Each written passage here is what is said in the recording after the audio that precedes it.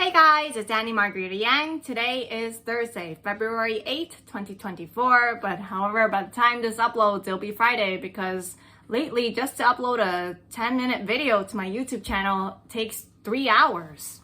I don't know why it takes so long. I tried doing it on just my data plan on Google Fi on my phone, and at first it worked really quick. I would get an upload done in maybe like 10 minutes, but it was starting to take 3 hours. And then I switched to Wi-Fi, and Wi-Fi is just as slow. So I'm sorry.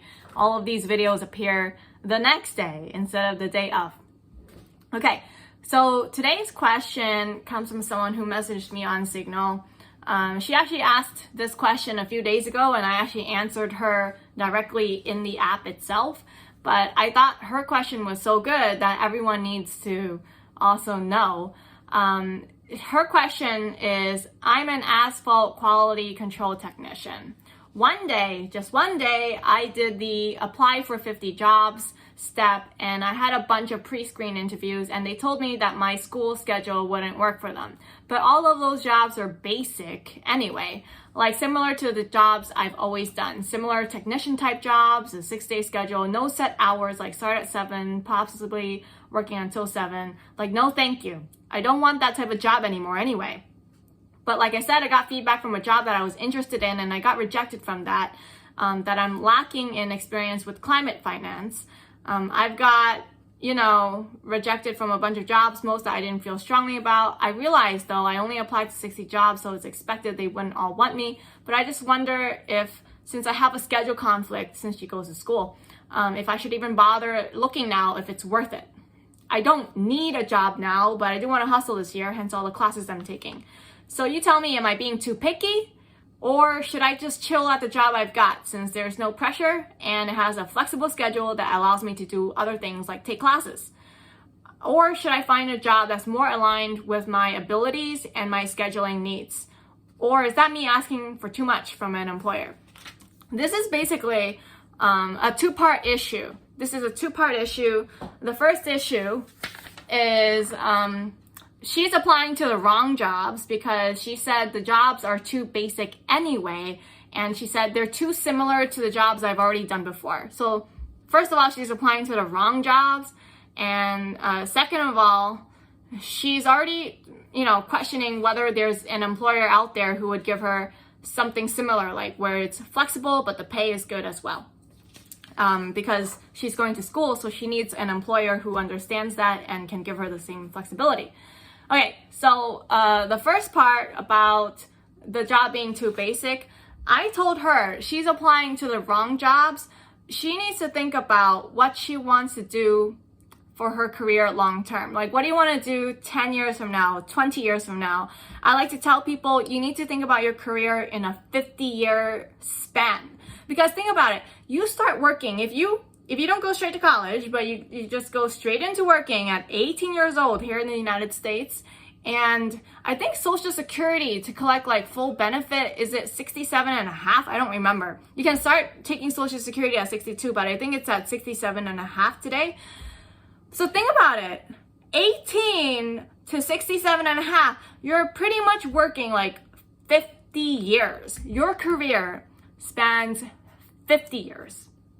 But most people don't think about what do they want to do over 50 years. Like, do you want to be a CEO, CFO, director, manager? Do you want to start your own business? Do you want to have like not just a small business but multiple chains? Like you can accomplish so much in 50 years. What exactly do you want to do? Because if you only think about like 2 years at a time, you're going to end up like her, where she's applying to jobs she's already done before. Similar types of jobs to what she's already done before that she knows she has experience in and is totally qualified for. And now she feels overqualified for because she's clearly bored. She doesn't want to do the same kind of work. So think about what you want to do 10 years from now, 20 years from now. The more you can think so far off into the future for what you want to do for your career, the better. Because your brain basically gives you the answers that you need. Your intuition will tell you how to get there. Like, for example, let me tell you, for my career, I'm already thinking like, oh, what do I want to accomplish by the time I'm 70? I know for a fact I don't want Annie Yang Financial to just only have 2 books published. I'm not going to just stop at the 5-day job search. Like, I want to publish like maybe 1,000 books so that when people have any kind of financial question, there's a book for that. Oh, you need to buy a house? Okay, there's a book on how to build your credit. There's a book on how to save for the down payment. There's another book on how to make sure you buy the right house for your first one so that you don't end up losing your house, right? Like, I want to make so many highly detailed, comprehensive books so that whenever somebody has a really specific issue, the book basically answers all of the questions that they need. Things like when you need to make an insurance claim, something happened to your property, and you want to make sure that you get the maximum amount that you can for the payout. Tips like that I want to like interview experts in the field, in the insurance field, and I'm just going to turn that into a book. Like, I'm already thinking by the time it's been like 40 years from now, I want to have a whole range. I want to think of like, you know how there's the Dummies series, like the Dummies, Bookkeeping for Dummies, QuickBooks for Dummies, Windows 10 for Dummies, like all of these Dummies books. I want like something similar, but for finance, right? Like, I'm already thinking so far ahead that like everybody all around the world, not just in the United States, but all around the world, when they want good financial advice that works, they're reaching for an Annie Yang Financial book. That's like the first thing that they reach for, and the books will be translated into all of the popular languages. Like, I'm thinking like that far ahead. I'm not thinking 2 years ahead. So step 1, think far ahead. Minimum 10 years, good if you're 20 years, ideally 50 years, okay? And then once you've thought of that, it's time to work backwards from there. So I'm going to give you the example that I've been giving on every single podcast interview when people ask me, what's the secret? What's the secret to being successful in your career? First thing is knowing where you want to go, all right? We know where you want to go now? Okay, great. Next thing is coming up with a plan on how to get there. How do you come up with a plan? You think about where you want to go, and then you work backwards from there.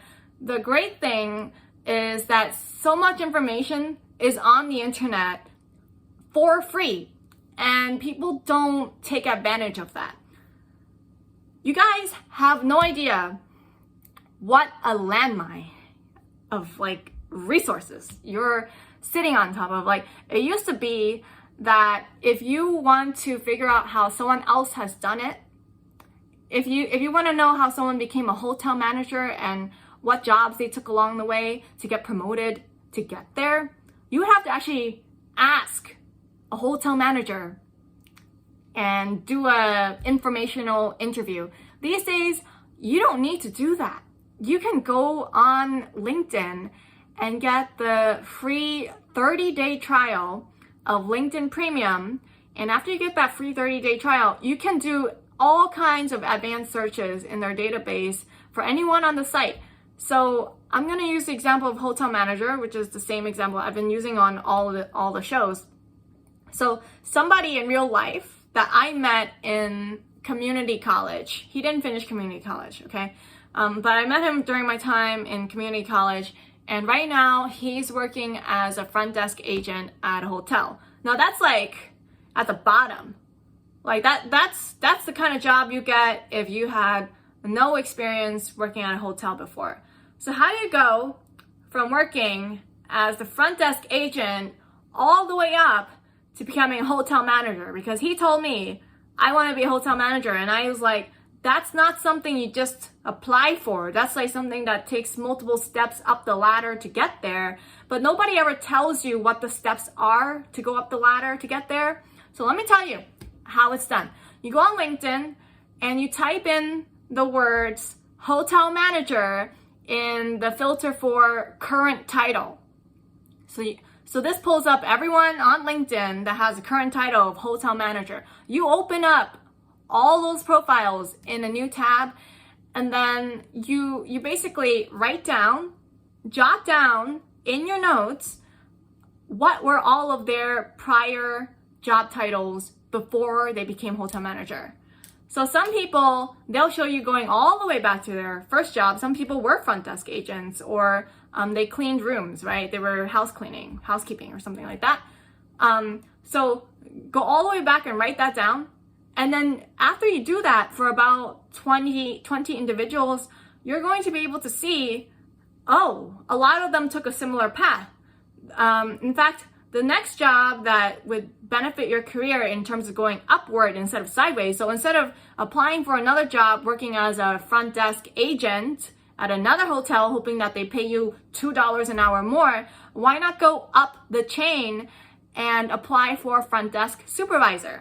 So that's like something going up the hierarchy that's like well within your range of skills and your experience. It's a little bit out of your comfort zone, but it's totally doable, and it's a job that you can totally land. And then the job after that, and then the job after that, and then the job after that. So you basically use this research on how other people did it, what were their titles along the way, to figure out what your plan should be.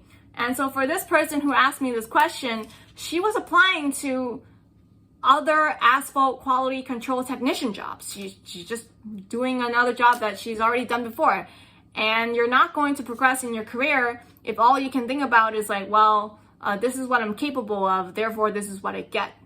No, you have to think about something that's just a little slightly out of your reach, something that's just on the border of your comfort zone. And then once you get there and you get that job and you get used to it, then you go another inch forward on the border of your comfort zone. So I hope that helps you figure out how to chart your career path. And then the second part of her issue is am I being too picky? Should I just hold off on applying to jobs until I'm finished with school, because employers might not like the fact that they have to be so flexible with my schedule? And I'm just gonna say, go for it. I mean, it doesn't hurt to apply. I'm going to tell you something that a recruiter told me. So I was actually really, really happy at my last job. I was okay with the pay. What am I saying? My coworkers were great. I loved them. It really was like one big happy family. I loved my coworkers, and I still think about them dearly. I miss them so much. But this recruiter found me on LinkedIn. He liked the things that I had on my LinkedIn. He called me up out of the blue. I was not open to work. He just called me up out of the blue and asked me if I'd be interested in a new accounting position. I said, no, I'm not interested. I'm never interested. I love where I work. I want to stay here forever. And he said, it doesn't hurt to know. It does not hurt to know what is available to you. You don't have to take an offer that you're given. And I just wanted to let you know, you can find out what opportunities are open to you in the market and what they pay. It doesn't mean you have to take them. So it never hurts. You only gain from that. And I have to say, he's right. He is so right on the money. And I hope you adopt this mindset as well. It doesn't hurt. So even if you're happy where you already are and you never plan on leaving, why would you close yourself off from knowing more about what's available to you? That alone will help you, make you feel more secure in your career. Because just so you know, like not everyone, but a lot of people are getting laid off right now. Security doesn't come from the fact that you have a job that's in high demand, that you are, highly valued in the workplace. It doesn't come from that. I think real financial security, real income security comes from knowing that even if you lose your source of income, you can easily gain another source of income, which is another job, or maybe you have a side hustle, who knows.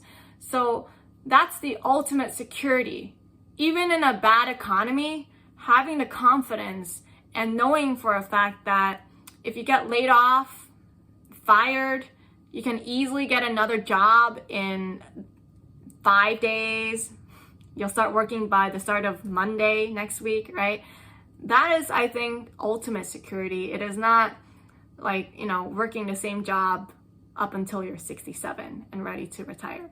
So Let me know if this advice works for you guys. Let me know what other questions you have based on this advice that I haven't touched on.